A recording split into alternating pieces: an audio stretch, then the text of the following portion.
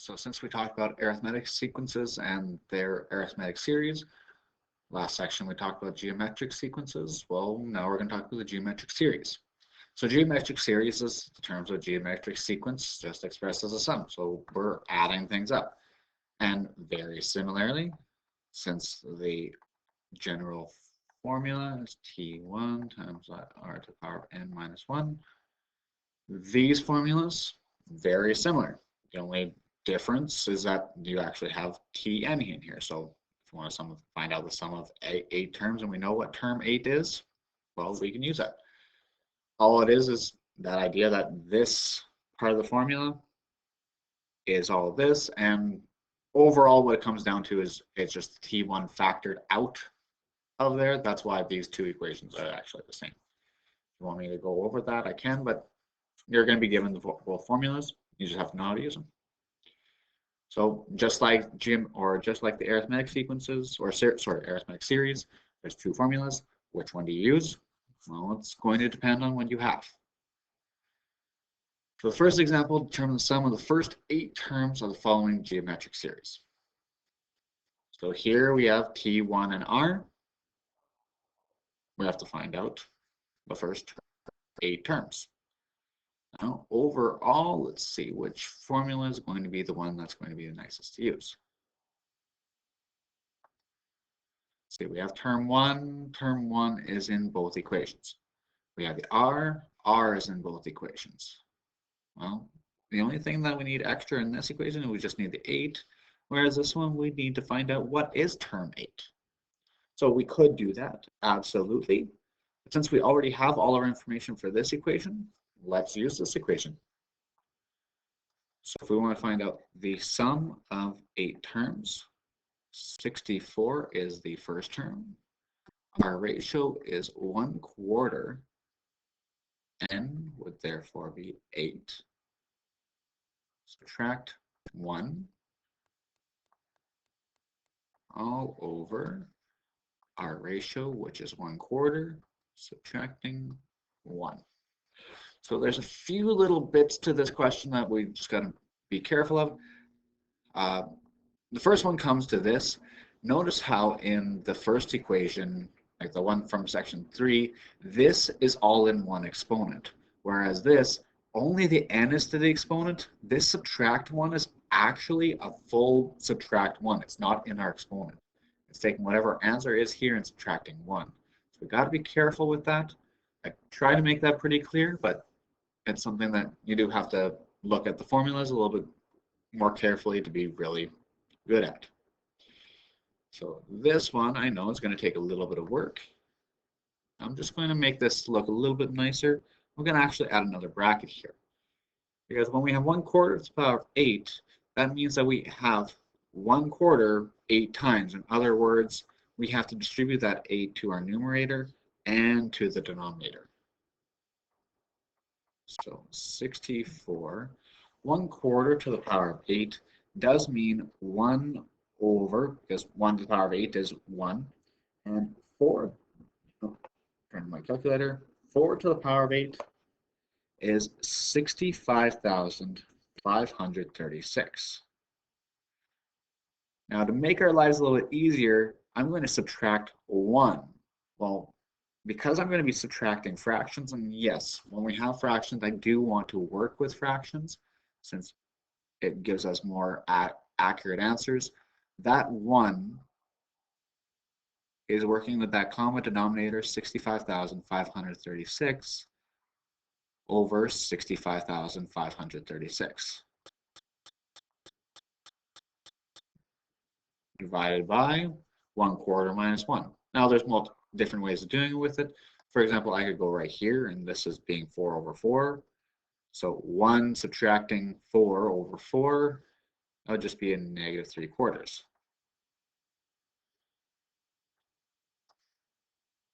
Or if you know that 1/4 subtracting 1 is -3/4, you don't even need to do that extra little bit of work.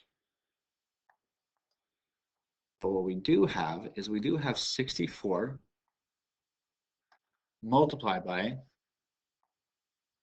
1 subtracting 65,536 will be -65,536. 535.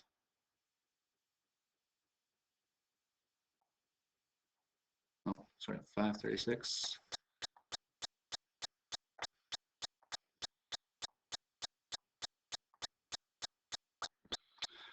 And dividing by -3/4. Well, dividing by -3/4 means multiplying by the reciprocal.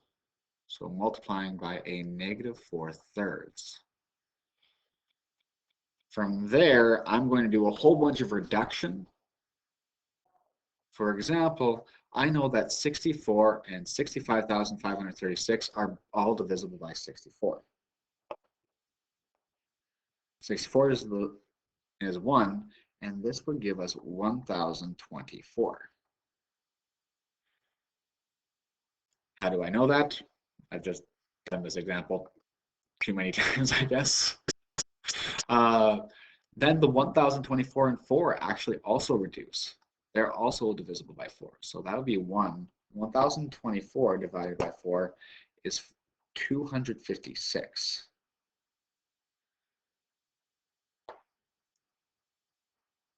I know that one because 1,024 should be 2 to the power of 9. No, 2 to the power of 10. Which means it's divisible by 4. Okay.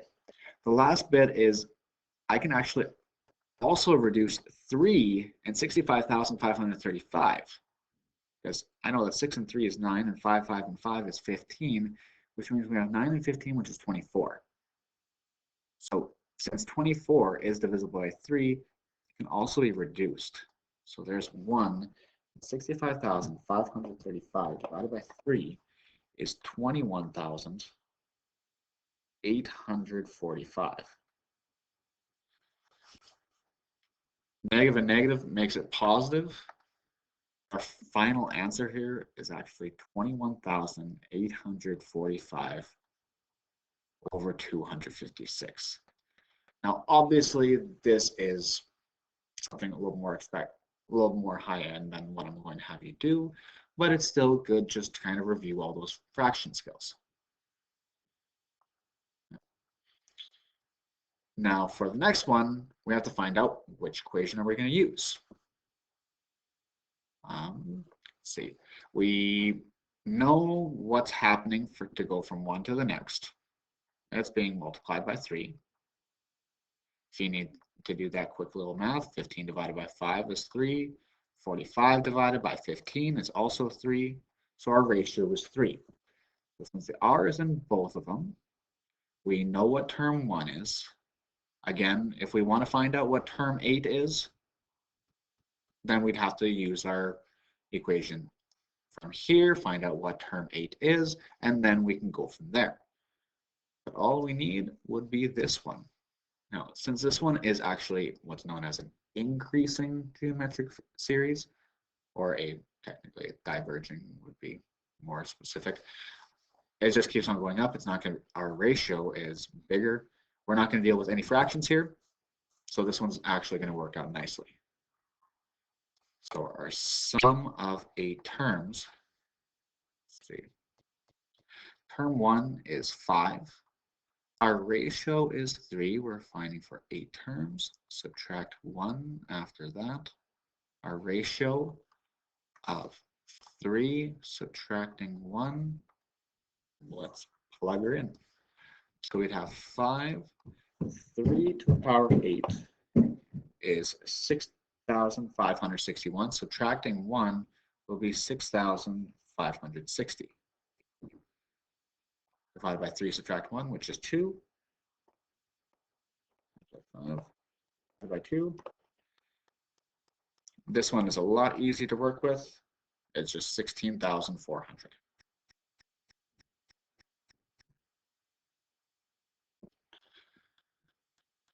Okay. So both of them used this equation. Determine the sum of these ones. -2, add 4, subtracting 8, add, so it would be adding 16, subtracting 32, add so on and so forth. In here, in order to go from -2 to +4, it'll be multiplying by a -2. So our ratio absolutely can be -2. Now the question comes, what are we finding? We're trying to find out the sum of the series. So we don't even know what n is in this case. It's -2, 4, 8, so on and so forth. Positives, alternating positives and negatives. The good news is we don't need to know how many terms there are. We just have to find out the sum of this. And in order to find out the sum of it, all we need is this equation. Because we know what our ratio is. We know what our term 1 is. Tn is just whatever term the end is. So the sum of all of these terms for n terms is just going to be, I don't have this formula memorized yet. There we go. Our ratio is -2. Tn is negative 8,192. Subtract, should be T1, right? Just want to make sure. Subtract T1 all over R minus 1, so -2 minus 1. Just make sure I put that in right. Perfect. -2 times negative 8192. Subtracting -2, which means adding 2, will be 16,386. Divided by -2, subtract 1 is -3. Now, is it actually divisible? Let's just check our divisibility. It will be, but I just want to, at least it should be. Let's just double check our divisibility rules. 1 and 6 is 7, plus 3 is 10, 18, 24. Yes, absolutely 24 is divisible by 3. So 16,386 divided by -3 will be a -5,462. So the sum of all of these terms would just be that.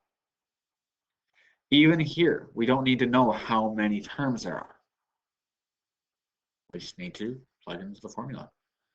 Now, just for sake, might as well just write it down. Should be R Tn minus T1 all over R minus 1. So the question comes down to is, what is our R? We have that Tn, in other words, our general term, our last term in this case is 1024. Our term 1 is 1/64th. So meaning we will have to deal with the limited fractions. Then our ratio is actually pretty nice. Remember, our ratio is determined by taking the second divided by the first, or a third divided by the second. Well, 1/4 divided by 1/16 means 1/4 multiplied by 16 over 1. The 4 and 16 reduce, our ratio is just going to be 4. So the sum of however many terms we have, and there is a way of finding what that n is. We'd have to actually go back to this equation a little bit. One way we could go by guess and check. There's a logarithmic way of finding it, or a guess and check with exponentials, but we don't have to worry about that. That's pre-calc 30. Even then, we don't even deal in this specific format. We do it with another.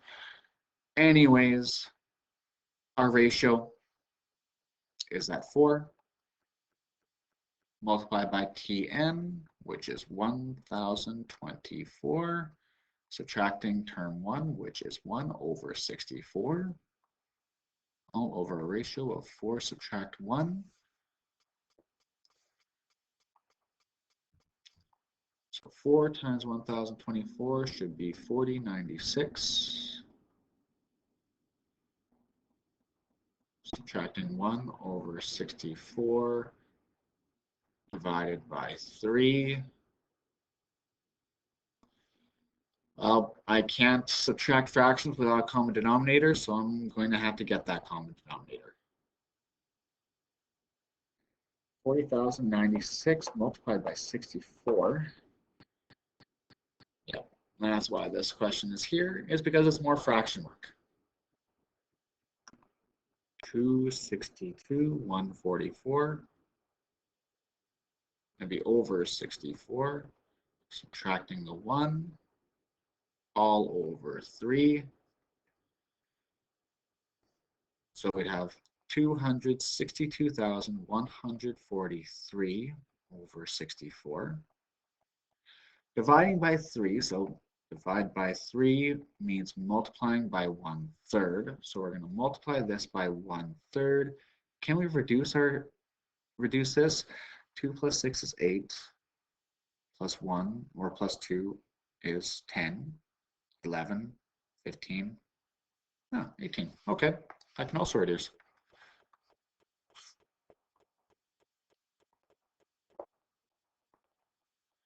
So that would give us 87,381.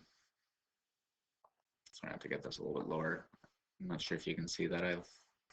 That's a really weird emblem right here, but I can't write over it. It might just be on my version. Either way, it's 87,381 over 64.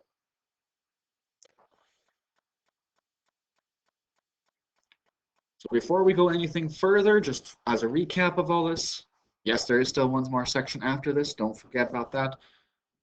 But let's see an application. So example 3, in a large wrestling tournament, yes, of course, I have to finally have a chance to actually talk about wrestling. 2 wrestlers face off against each other, with the loser being eliminated in the bracket. If there are 512 participants, how many matches will be fought? So, not sure if you know too much about brackets. Actually, I'm just going to make these. You don't have to draw this, I'm just kind of explaining. With tournament brackets, you have competitors and you have matches. Now, each competitor, or between 2 people, there's 1 winner. These 2 people would face off against each other. These 2 people would also face off against each other. Winner from here will face off until you finally get a winner.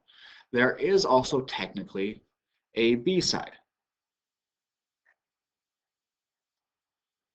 which also have competitors facing off against each other. This is called a strict double elimination. Of course, it goes further into it where you actually have consolations. So you actually have people that face off after this. So winners, and then losers from here actually further compete off, and there's yada yada yada. It just makes everything go a lot longer.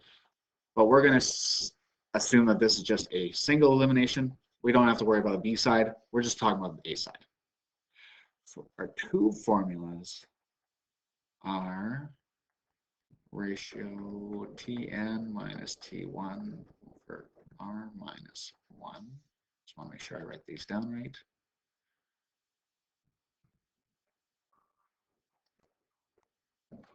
Yep. Okay. And Sn equals T1 Rn minus 1.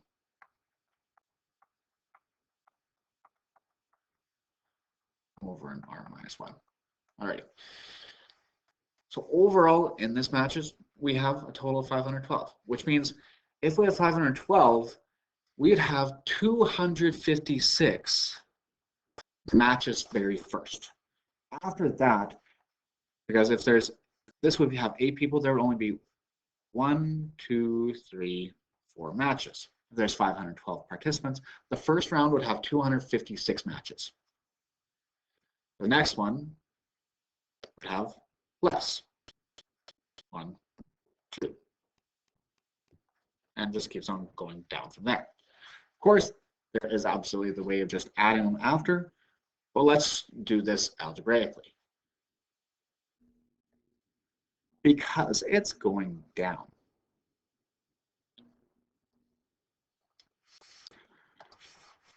because it's going down and starting at 512, well, actually starting at 256 matches, and it would actually be going down to half of it every single time, our ratio would be 1/2.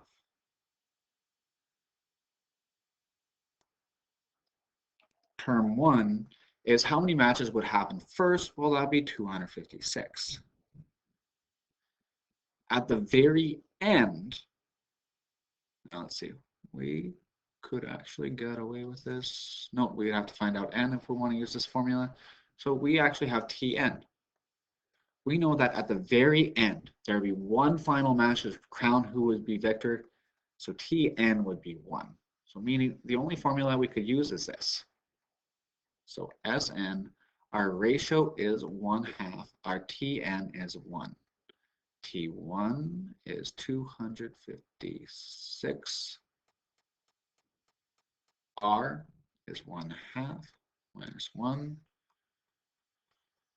Once again, we're dealing with some fractions, so let's get some fraction practice. 1/2. 1/2 times 1 is 1/2. Subtracting 256. 1/2 subtract 1 would be a negative 1/2. In order to subtract fractions, because that's in our numerator, we'd have to get a common denominator. So we have to multiply by 2. So 1/2 subtracting 512 over 2 divided by negative 1/2. See, so 1 over 2 subtracting 512 over 2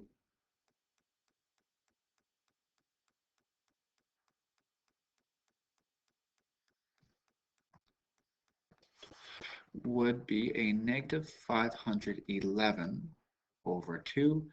Well, how do you divide by fractions? You multiply by the reciprocal. So multiplied by negative 2 over 1.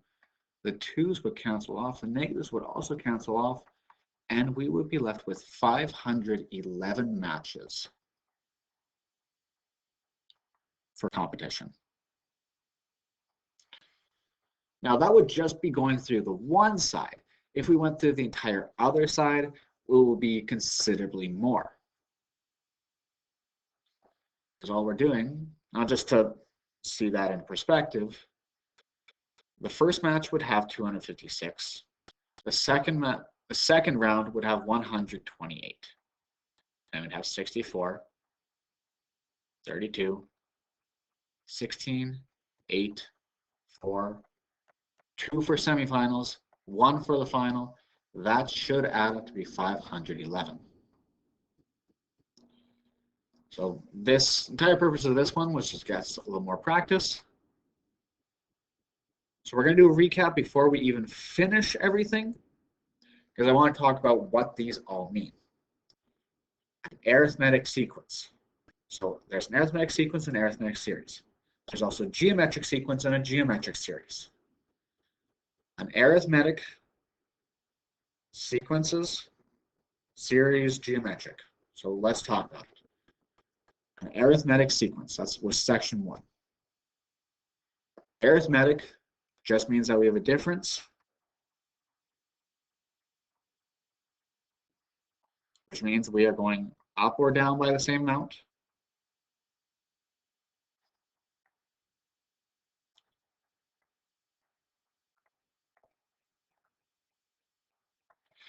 But the idea behind a sequence is we're just listing the numbers. An arithmetic series, we also have a difference. But the biggest difference here is we're actually going to add the numbers together. Series, we have to find out the sum of it. For a geometric sequence, we have a ratio, which means it's still going up or down, but really we're multiplying or dividing to get the next number. For a sequence, still we're listing the numbers. But for a geometric series, that ratio, well, not ration, sorry, that ratio means we have to then add those numbers. Instead of just listing them, we add them. All right. Go have some fun.